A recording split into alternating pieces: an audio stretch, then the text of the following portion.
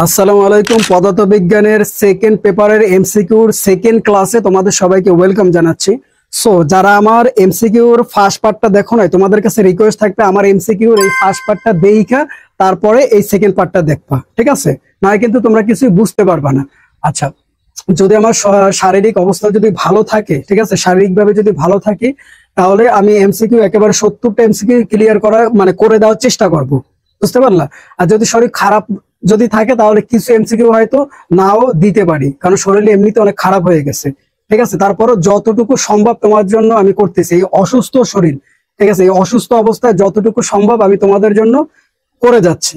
আচ্ছা, সো তাহলে খেয়াল করো যে 34 নম্বর এমসিকিউটা দেখো, তরঙ্গ মুখের বৈশিষ্ট্য। আচ্ছা, তরঙ্গ মুখের বৈশিষ্ট্য কি? তরঙ্গ মুখের একই দশায় থাকে। আচ্ছা, তরঙ্গ মুখের কি একই দশায় থাকে? হ্যাঁ, এটা তো জানি আমরা। তারপরে কি তরঙ্গ মুখের সাথে উঞ্চিত অভিলম্ব, আচ্ছা, অভিলম্ব আলোক রশ্মির দিক নির্দেশ করে। হ্যাঁ, এটাও সঠিক। এরপরে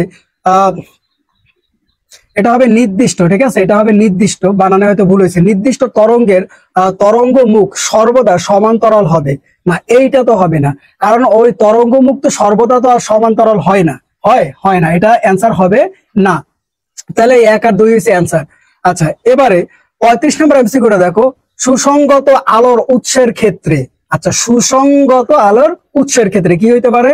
উৎস দুটি ক্ষুদ্র হবে নাকি উৎস হতে সমান তরঙ্গের তরঙ্গ দৈর্ঘ্যে তরঙ্গ নির্গত হবে? হ্যাঁ, এটা তো হয়। তারপরে উৎস দুটির পরস্পর থেকে স্বল্প দূরে হতে পারে। হ্যাঁ, এটাও হয়। তাহলে 2 আর 3 হয়। উৎস দুটি ক্ষুদ্র হবে। হ্যাঁ, উৎস দুটি ক্ষুদ্র হবে। তাহলে এই তিনটাই অ্যান্সার হবে, বুঝতে পারছো? এই তিনটাই কি হবে? অ্যান্সার হবে।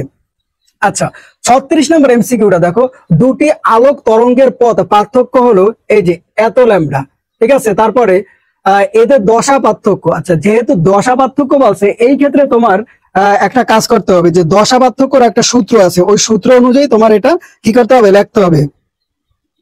সেটা কি? যে দশা পার্থক্য, এই যে সূত্রটা আমি এখানে একটু তোমাদেরকে একটু দেখাই দিই, যে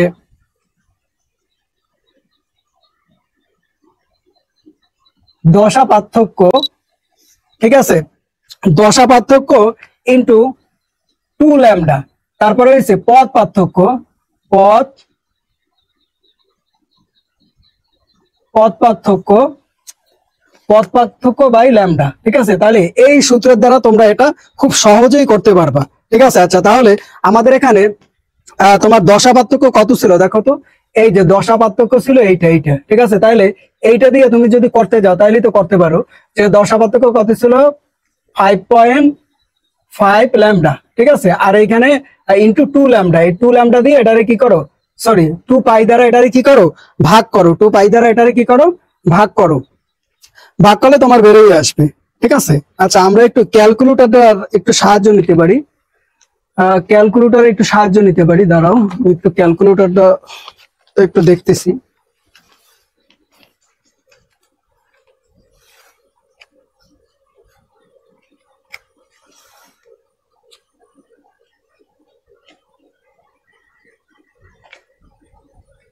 আচ্ছা, এটা আসে হয়েছে তোমার এইটা আসে, এই যে 11.5 এইটা আসে, এইটা তোমার কাঙ্ক্ষিত অ্যান্সার হবে, বুঝতে পারছো? আচ্ছা, এরপরে দেখো, এরপরে 37 নম্বর এমসিকিউটা, বিনাশী ব্যতিচারের ক্ষেত্রে উপরিপাতিত তরঙ্গ দ্বয়ের মধ্যে পথ পার্থক্য। আচ্ছা, পথ পার্থক্য কি হইতে পারে?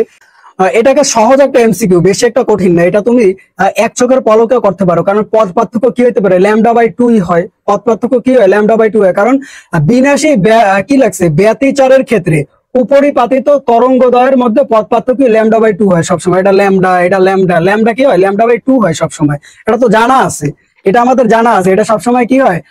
তরঙ্গদ্বয়ের মধ্যে পথ পার্থক্য কি হয়? λ/2 হয়, এটা আমাদের জানা আছে। 38 নম্বর এমসিকিউটা দেখো, ব্যতিচার ডোবার গ্রন্থ নির্ভর করে। আচ্ছা, কি লাগছে? ব্যতিচার ডোবার গ্রন্থ নির্ভর করে কিসের উপর? ডোবার ক্রমের উপর, নাকি তরঙ্গ দৈর্ঘ্যের উপর, নাকি উপস পদার্থের মধ্যবর্তী দূরত্বের উপর?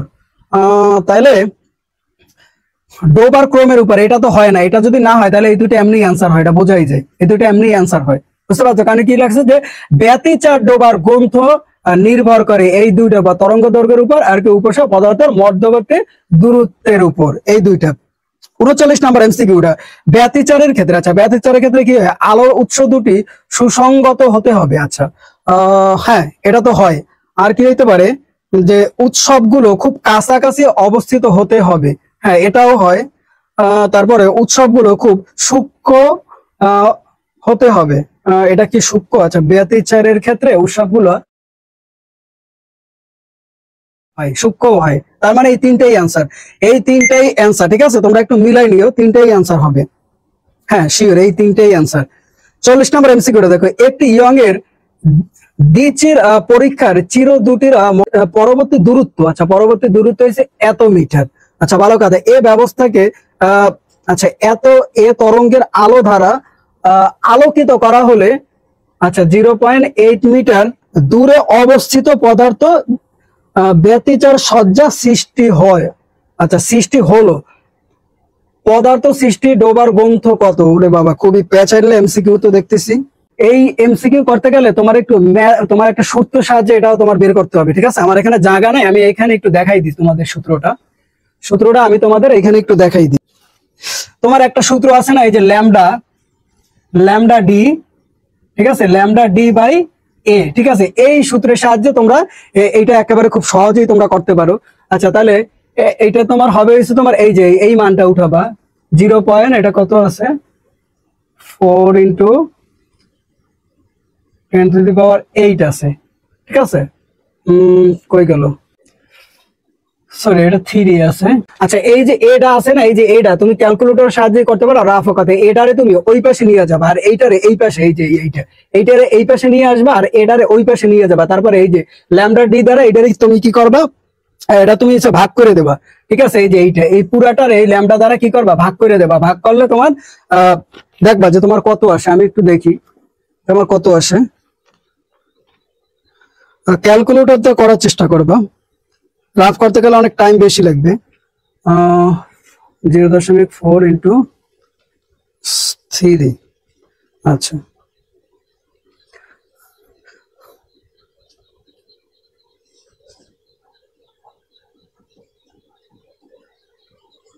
আচ্ছা, এই ক্ষেত্রে তোমার যে মানটা আসে, এই ক্ষেত্রে তোমার মানটা আসে যে এই মানটা আসে আমার। ঠিক আছে, আমার এই মানটা আসে।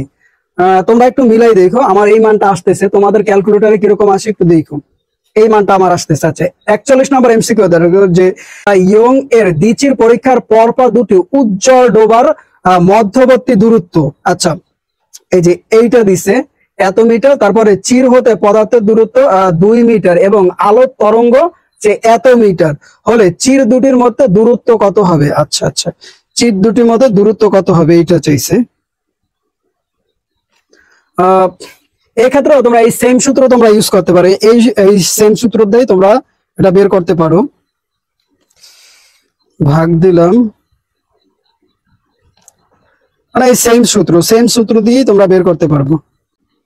আচ্ছা, আমার যেটা আসতেছে সেটা তো এখানে মিলতেছে না, একটার সাথেও মিলতেছে না, তবে এইটার কাছাকাছি আসছে মানটা, এইটার কাছাকাছি আসছে মানটা। ঠিক আছে, তোমরা একটু এটা একটু দেখো তো মিলাইয়া, আমার মিলতেছে না, তোমরা এটা একটু মিলাই দেখো যে এইটার কাছাকাছি মানটা আসতেছে। আচ্ছা, যাই হোক, এরপরে 42 নম্বর এমসিকিউটা দেখো, আলোর আবর্তন ক্ষেত্রে। আচ্ছা, কেন্দ্রীয় উজ্জ্বল পট্টির তীব্রতা সর্বাধিক। হ্যাঁ, এটা তো হয়। তারপরে পূর্ণ অন্ধকারে বিন্দু সৃষ্টি হয় না আলোর অপরিবর্তন ক্ষেত্র। হ্যাঁ, এটাও হয়।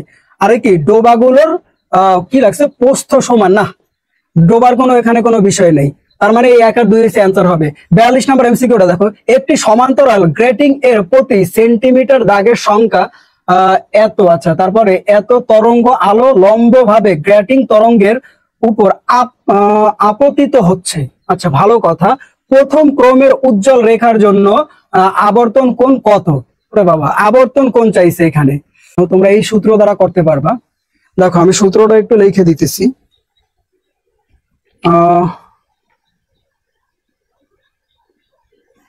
সূত্রটা আমি একটু লিখে দিতেছি, ডি সাইন থিটা, তারপর হইলো n/λ। ঠিক আছে, এই সূত্রের মাধ্যমে তোমরা করতে পারবা। তারপরে এই যে সাইন থিটাটারে তোমরা আগে আনবা, এই যে সাইন থিটা, এই সাইন থিটারে তুমি কি করবা, ল্যামডা দিয়ে ডি দ্বারা ভাগ করে দেবা, ডি দ্বারা ভাগ করলে তোমার এই অ্যান্সারটা চলে আসবে। আমরা একটু দেখি চেক করে কত আসে। এটা হচ্ছে তোমার 500 ল্যামডা ভাগ, তারপরে কত আছে,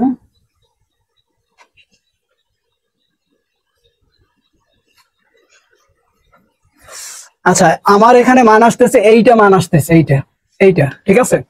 আচ্ছা এরপরে দেখো 43 নম্বর এমসিকিউটা, নিচের কোনটি দ্বারা অনুদৈর্ঘ্য ও অনুপ্রস্থ তরঙ্গকে পৃথক করা যায়? আচ্ছা কোনটি দ্বারা করা যায় এটা তো আমাদের জানাই আছে, সমবর্তন, কি লাগছে, অববর্তন, তারপরে কি ব্যতিচার, ব্যতিচারও হয় না, এটাও হয় না, এই দুইটাই হয় না, এইটা হয়, ঠিক আছে, সমবর্তন। তাহলে নিচের কোনটি দ্বারা অনুদৈর্ঘ্য ও অনুপ্রস্থ তরঙ্গের পৃথক করা যায়? সমবর্তন। 44 নম্বরটা দেখো, ইথারের অস্তিত্ব ভুল প্রমাণ হয় নিচের কার পরীক্ষার দ্বারা? এটা তো আমরা সবাই জানি, কি গ্যালিলিও, না গ্যালিলিও না, না, তারপর কি হবে, মাইকেল মর্লি, হ্যাঁ এইটা মার্টিন মর্লি, মাইকেল মর্লি, ঠিক আছে। এর দ্বারা এ কি করে যে ইথারের যে অস্তিত্ব ভুল প্রমাণ হয় নিচের কার পরীক্ষার দ্বারা? এই যে এর পরীক্ষার দ্বারা, বুঝতে পারছো। 45 নম্বরটা দেখো, আলোর দ্রুতিতে গতিশীল একটি রকেটের দৈর্ঘ্য, আচ্ছা অর্ধেক হয়, শূন্য হয়। শোনো, আলোর গতিতে যদি কোনো কিছু যদি ওটা যায় তাহলে ওটার ইয়াটা হয় তোমার শূন্য হয়, ঠিক আছে। একটি রকেটের দৈর্ঘ্যটা তখন কি হয়? শূন্য হয়েছে। এটা যেটাই হোক আলোর গতিতে গেলে ওটার দৈর্ঘ্য কি হয়? শূন্য হয়ে যায়। এটা মাথায় রেখো, ওটা একটা তোমার অঙ্ক করে বের করা লাগবে না, ডিরেক্টলি শূন্য মনে রাখো। এটা রকেটের দৈর্ঘ্য সবসময় কি হয়? শূন্য হয়। অন্য কোনো বস্তু যদি যায় তার ইয়াও কি হয়? শূন্য হয়। এটা মাথায় রেখো। 46 নম্বর এমসিকিউটা দেখো, যে 100 মিটার বাহু বিশিষ্ট একটি বর্গাকার মাঠের দৈর্ঘ্য বরাবর একটি নভোযান, আচ্ছা নভোযানটা এত বেগে চললে নভোযান কোন যাত্রী কি লেখছে, মাটির ক্ষেত্রফল কত? ওরে বাবা, ক্ষেত্রফল বের করতে পারছে, পরিমাপ করবে। আচ্ছা ক্ষেত্রফলের একটা সূত্র আছে, সূত্রটা এই যে আমি এখানে দিয়ে রাখছি, এই সূত্রের সাহায্যে সরাসরি কোনো উঠানো ডিরেক্ট তোমরা ক্যালকুলেটরের সাহায্যে তোমরা করতে পারো। এই সূত্র দিয়ে করবা, এটা এল মানে কি লেন্থ, ঠিক আছে, আর ওই 100 বাই ওইটা দিয়ে করবা, একদম সহজ, একদম সহজ। 9.6 100